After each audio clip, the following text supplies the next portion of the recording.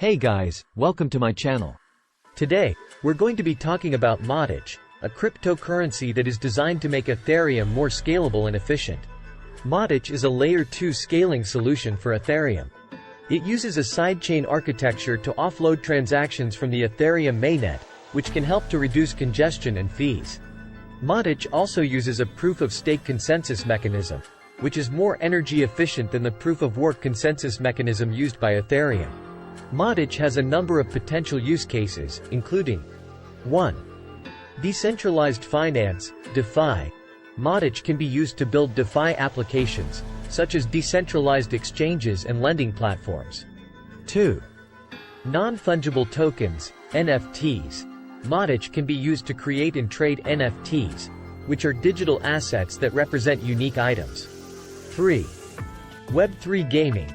MATIC can be used to power Web3 games, which are games that are built on decentralized platforms.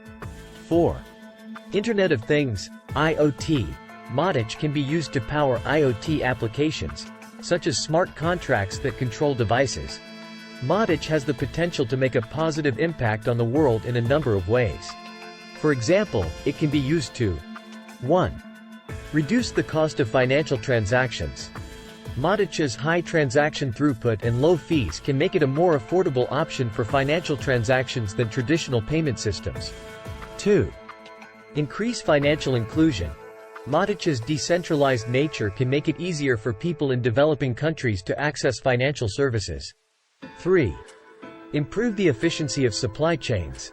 MATIC's ability to track transactions in real time can help to improve the efficiency of supply chains.